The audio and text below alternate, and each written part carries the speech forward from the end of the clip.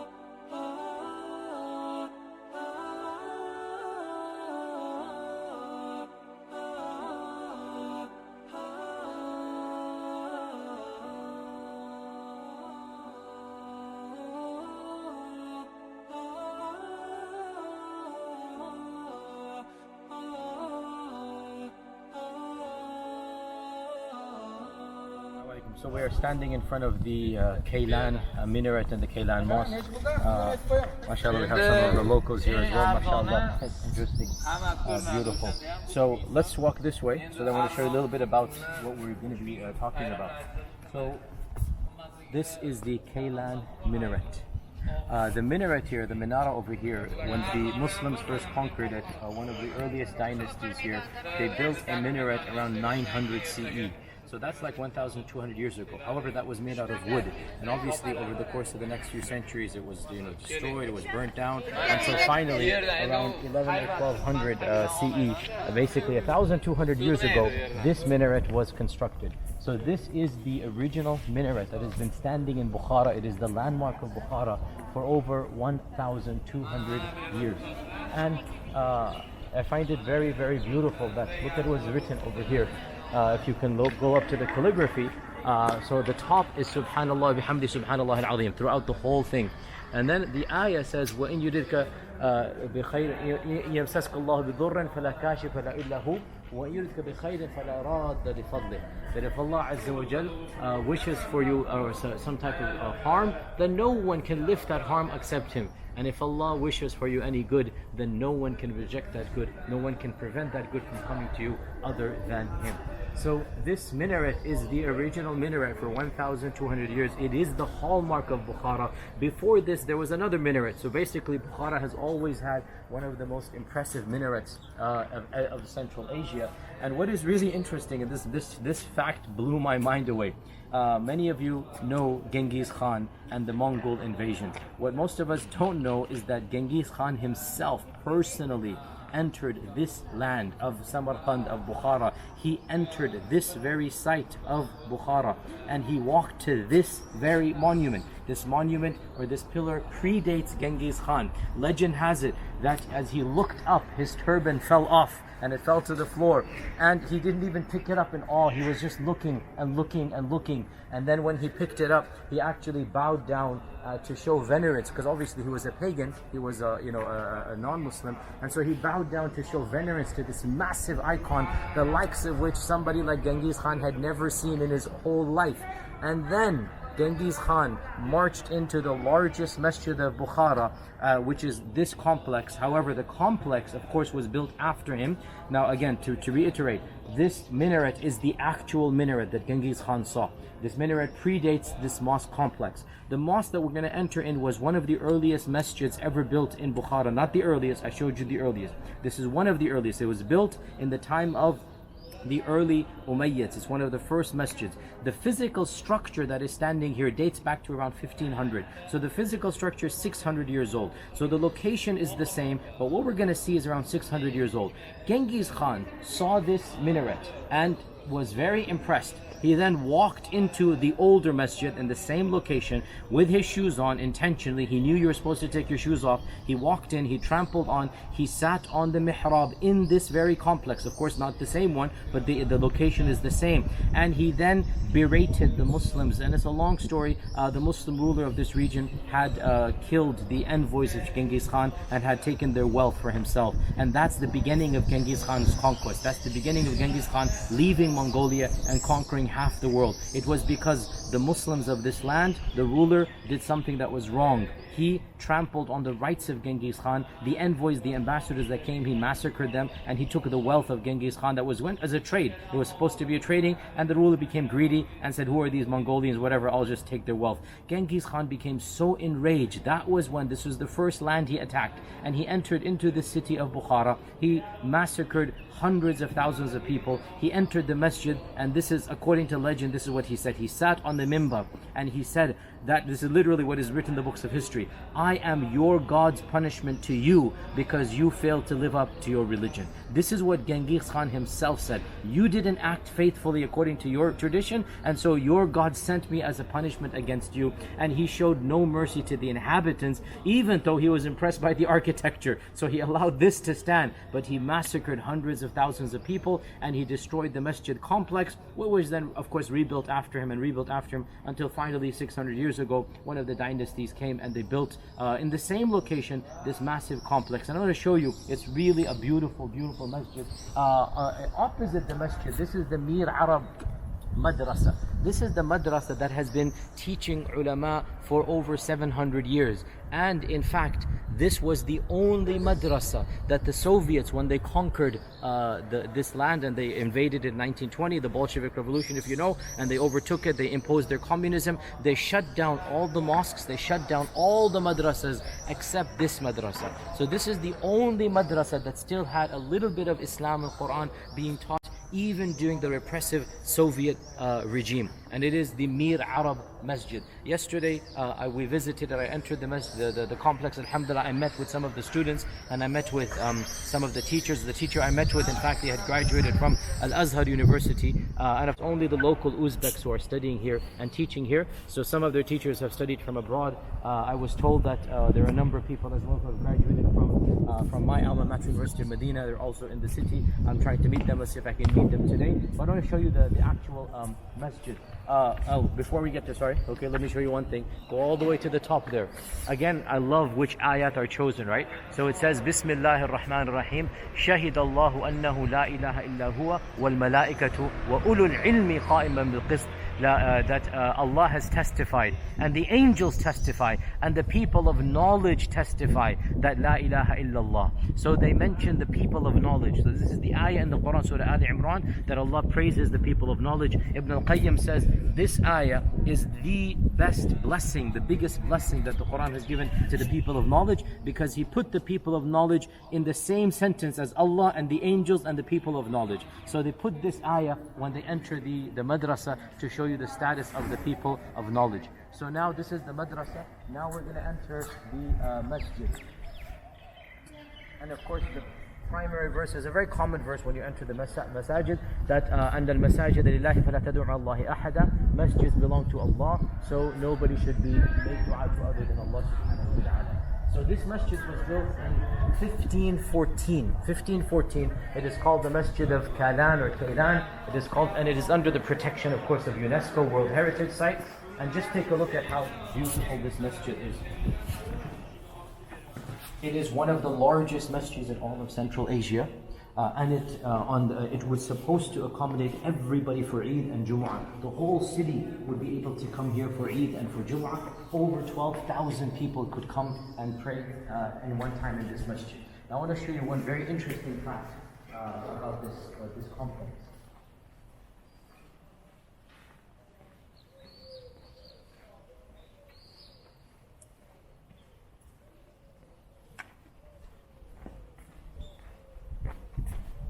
Of course, as in all old masajid, you see the wudu area, right? In every single masjid of ancient times, the wudu area was right dab in the center, in the middle of the complex like this.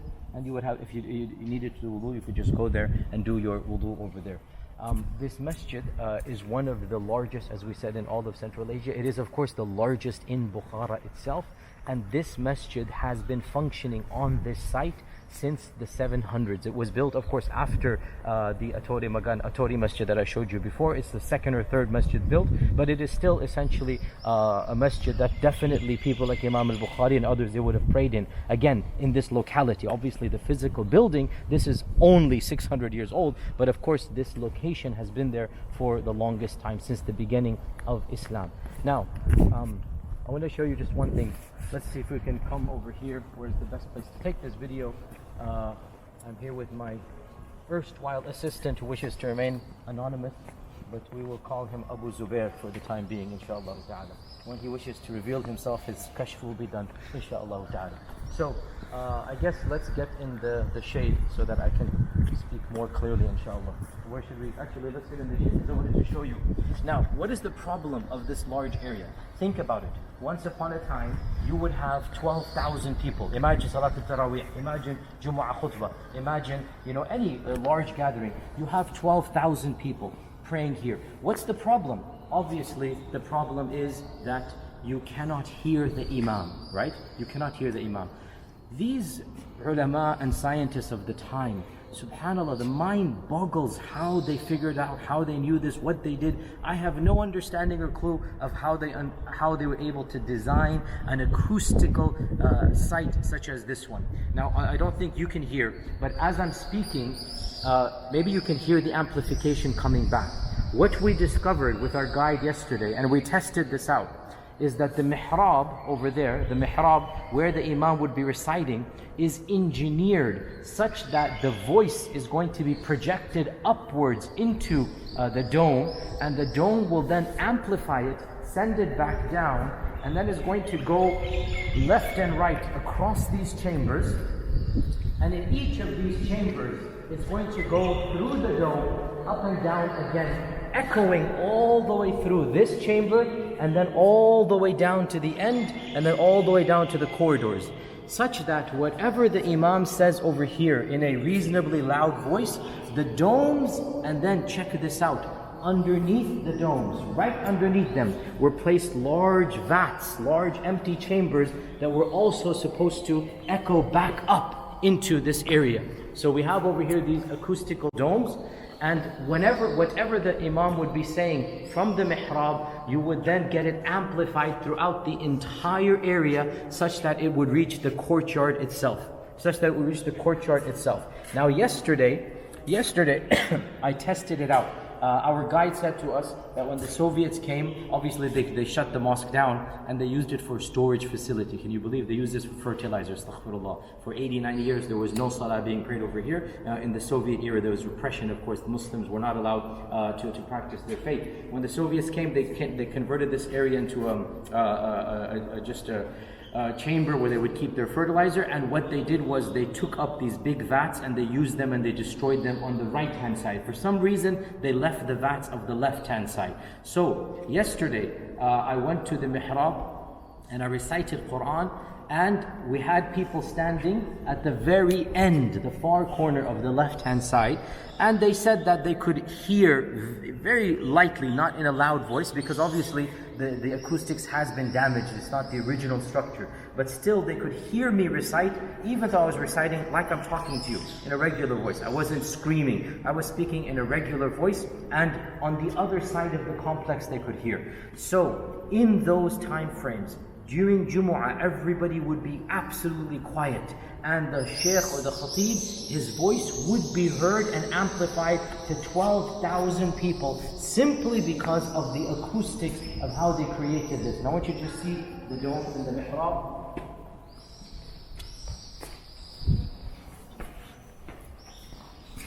And let's see if you can hear a little bit of the echo. I don't know if the iPhone is going to catch this echo, but let's see if we can hear a little bit of the echo. So this echo is supposed to reverberate throughout the entire masjid. So whoever is standing over here and saying Bismillahir Rahmanir Rahim, Alhamdulillahi Rabbil Alameen, Ar-Rahmanir Rahim, Maliki Yawmiddin. I don't know if you can hear, but even I from this can hear the reverberation coming back from the facilities here. So again, mashallah, just look here. Oh, this is a beautiful shot over here. Just look over here, mashallah, the beauty of the masjid, 600 years old. How much knowledge they had, the acoustical engineering and technology, the turquoise beauty. This is absolutely stupendous and overwhelming. We will be leaving the city of Bukhara today, but we're heading out to another exotic destination, that is Samarkand, tomorrow. Inshallah ta'ala, I'll upload another video about Samarkand. I pray that this is a benefit to you, inshallah ta'ala, and until next time, Assalamu alaikum wa rahmatullahi wa barakatuh.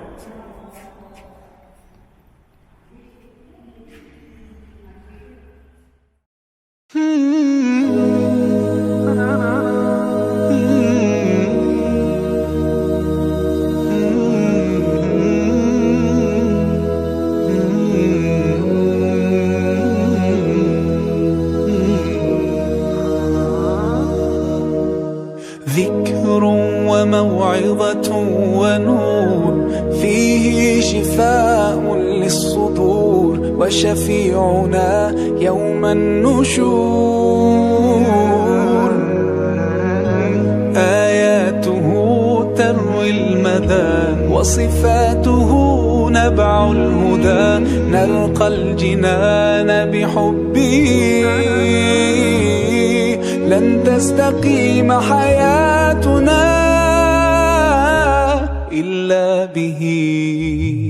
هو القرآن والفرقان إليه تنصت الأكوان وفيه تعطر الآذان. والقرآن ضياء يملأ الآفاق ونور يبعث الأشواق وفيه محاسن الأخلاق. والقرآن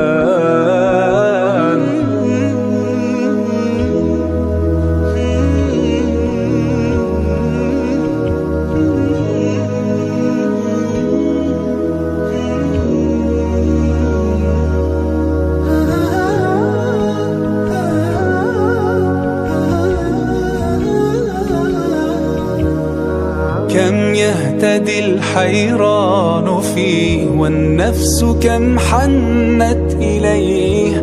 يعلو ولا يعلى عليه. هيا نرتل آيه ونعيش تحت ظلاله. ننسى الهموم بقربه. لن تستقيم حياتنا إلا به. هو القرآن والفرقان إليه تنصت الأكوان وفيه تعطر الآذان. والقرآن ضياء يملأ الآفاق ونور يبعث الأشواق وفيه محاسن الأخلاق. والقرآن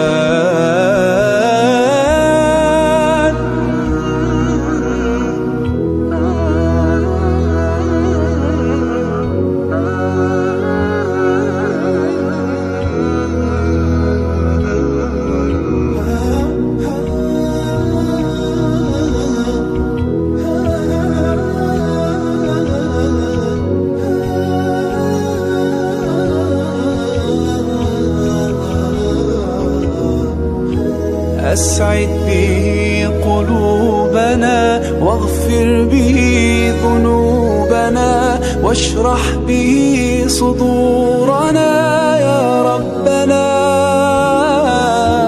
أذهب به أحزاننا فرج به همومنا واجعله شاهدا لنا يا ربنا. هو القرآن والفرقان إليه تنصت الأكوان وفيه تعطر الآذان. والقرآن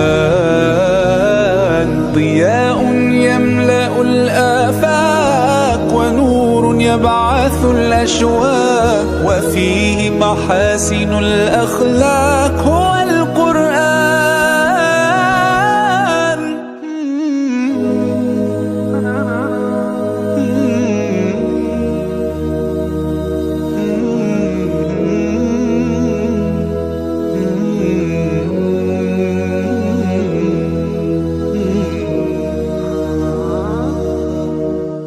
ذكر وموعظة ونور فيه شفاء للصدور وشفيعنا يوم النشور. صلى عليك الله يا خير الورى تعداد حبات الرمال وأكثرا.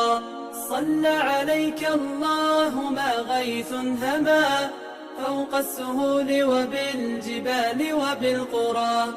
فوق السهول وبالجبال وبالقرى.